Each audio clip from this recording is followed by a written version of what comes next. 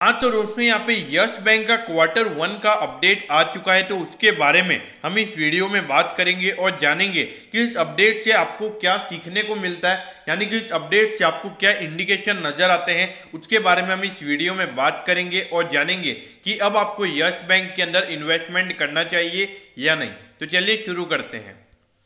तो देखिए सबसे पहले अगर हम यहाँ पे लोन बुक की अगर हम बात करें तो पिछले क्वार्टर के कंपैरिजन में जो बैंक की जो टोटल लोन बुक है वो 1.8% डिक्लाइन होकर 1,63,914 करोड़ की यहाँ पे कंपनी की टोटल लोन बुक निकल कर आई है। तो यहाँ पर जो मार्केट की अगर हम बात करेंगे तो मार्केट ने इसे नेगेटिव वे में लिया, क्योंकि अगर आप देखोगे आज पूरा मार्केट पॉजिटिव था, लेकिन फिर भी जो यस बैंक का शेयर है वो अराउंड 1% डाउन क्लोज हुआ है। तो देखिए यहाँ पर मार्केट ने इसे नेगेटिव क्यों लिया, क्योंकि अगर देखिए बैंक का लोन बुक कम होगा तो वहां पे जो बैंक का जो इंटरेस्ट पेमेंट होगा वो बैंक को कम मिलेगा और उससे जो बैंक की प्रॉफिटेबिलिटी है वो वहां पर और कम होती हुई नजर आएगी। लेकिन एज अ शेयर होल्डर मैं इसे पॉजिटिव वे में लूंगा। अब मैं ऐसा क्यों बोल रहा हूं, क्योंकि देखिए यहां पर अगर आप बैंक के डिपॉजिट को देखोगे तो वो यहां पे 0.2% से बढ़े। देखिए वैसे ये परसेंटेज बहुत कम है, लेकिन फिर भी मेरे ख्याल से ये रीजनेबली गुड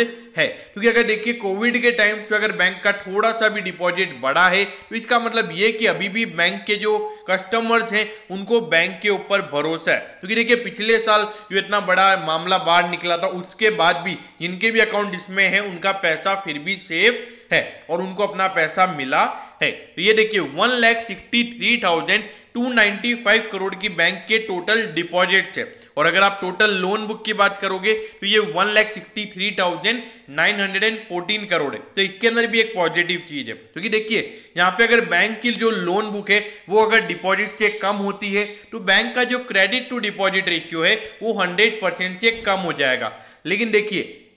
अभी भी जो बैंक के जो लोन्स हैं वो अभी भी 619 करोड़ से ज्यादा हैं अगर हम डिपॉजिट के कंपैरिजन में बात करें तो। देखिए कभी भी अगर बैंक ने डिपॉजिट से ज्यादा लोन दिए होते हैं तो वहां पर बैंक के जो रिस्क होते हैं, मतलब जो एनपीए के नंबर अगर बैंक के निकल कर आते हैं तो बैंक के वहां पर पूरे बैंक्रप्सी के चांसेस बहुत हैवी होते हैं। लेकिन यहाँ पर अगर देखा जाए तो बैंक का पूरा फोकस जो इनके यस बैंक के जब रिजल्ट आए थे तभी मैंने आपको बोला था कि बैंक का मेन फोकस अभी ये है कि जो क्रेडिट टू डिपॉजिट का रेशियो है उसको पहले 100% से कम किया जाए, उसके बाद उनका मेन फोकस वहां पे लोन बुक के अंदर रिटेल लोन बढ़ाने का है।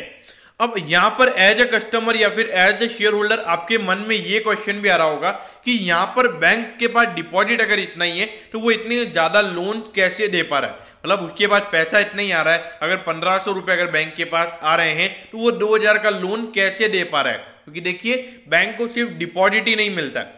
देखिए अभी जो पिछले साल जो 50,000 करोड़ का जो फर्दर पब्लिक ऑफर के थ्रू जो यस बैंक ने फंड रेज किया था तो वो वैसे भी बैंक को पैसा मिलता है, इक्विटी के थ्रू भी यहाँ पे बैंक को पैसा मिलता है। अब उसके अलावा यहाँ पे इन्होंने भी डिबेंचर्स या बॉन्ड भी इश्यू किए थे अराउंड 10,000 करोड़ के, तो ऐसे जो लोन्स होते हैं वहां से भी ये कंपनी पैसा रेज करती है और उसके अलावा इक्विटी के थ्रू भी यहाँ पे पैसा रेज किया जाता है। अब यहां पर एक और अच्छी बात है वो ये है कि जो बैंक का जो कासा रेशियो है वो पिछले क्वार्टर के कंपैरिजन में अच्छे तरीके से यानी कि 0.8% क्वार्टर ऑन क्वार्टर बेसिस बढ़ता हुआ नजर आया है। अब देखिए 28.1% कासा रेशियो, मतलब इसका मतलब ये है कि जो बैंक के अगर शॉर्ट अकाउंट खुले हुए हैं बैंक के अंदर तो उसमें से 28.1 अकाउंट करंट अकाउंट खुले हुए हैं। तो देखिए अगर कासा रेशियो का नंबर जितना ज्यादा होगा उतने बैंक के नेट इंटरेस्ट मार्जिन परसेंटेज पर हमको फर्क पड़ता हुआ नजर आएगा, क्योंकि करंट अकाउंट पे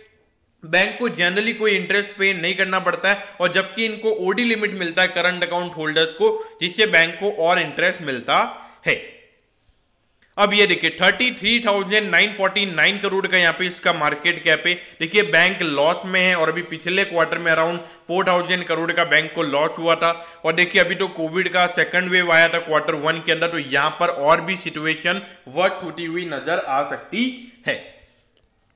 अब देखिए यहाँ पे फाइनेंशियल्स के बारे में मैं ज्यादा बात नहीं करूंगा, क्योंकि बैंक की अगर हम बात करें तो देखिए रेवेन्यू भी यहाँ पे कम होता हुआ नजर आया है। और रेवेन्यू सीधी सी बात है, क्योंकि अगर आप देखोगे जो बैंक की जो लोन बुक लगातार कम हुई है उससे बैंक को इंटरेस्ट पेमेंट कम मिला है, मतलब जो इंटरेस्ट बैंक रिसीव करता है तो वो वहां पे बैंक को कम मिला है, तो उससे सीधा क्लियर कट इंडिकेशन है कि वहां पर बैंक का रेवेन्यू कम होगा।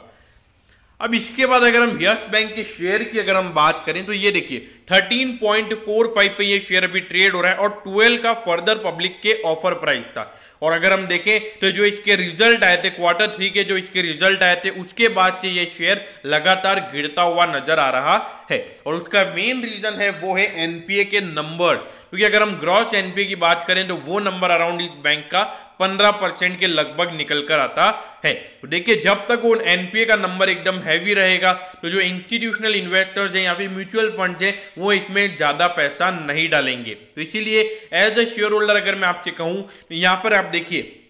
यहां पर एक एग्रेसिव इन्वेस्टर, यानी कि अगर आप देखोगे तो बैंक को यहां पे बहुत सारी चीजें प्रूव करनी है, क्योंकि देखिए बैंक को यहां पे फंड रेज क्यों कर रहा है बैंक। अगर अभी 50,000 करोड़ का पिछले साल फर्दर पब्लिक ऑफर किया था, अभी 10,000 करोड़ का डेट के थ्रू यहां पे फंड रेज किया गया, तो वहां पे बैंक ऐसा क्यों कर रहा है, क्योंकि बैंक के पास पैसा नहीं है। और बैंक अगर अपनी देखा जाए तो बैंक की एनपीए के नंबर ही बैंक के इतने हैं कि वो वहां पे ग्रोथ के ऊपर फोकस नहीं कर पा रहा है। तो इसीलिए यहां पर अगर आप देखोगे तो ऐसे सिचुएशन में तो और रिकवर बैंक नहीं कर पाएगा, जब एनपीए के नंबर जो रिटेल लोन बैंक ने दे रखे वो भी वहां पर एनपीए बढ़ते हुए नजर आ रहे हैं। देखिए यहां पर एक सीधे क्लियर कट इंडिकेशन अगर मैं देखूं तो नॉर्मल सिचुएशन पे बैंक कैसा परफॉर्म करता है हमें वो देखना जरूरी रहेगा। मतलब जब सिचुएशन नॉर्मल होता है तब यस बैंक के परफॉर्मेंस कैसे रहते हैं हमें वो फोकस करना पड़ेगा। देखिए कोविड की सिचुएशन में यहाँ पे हर बैंक के लिए अगर देखा जाए तो यहाँ पे मुश्किलें रही हैं। बाकी अगर हम टॉप प्राइवेट बैंक से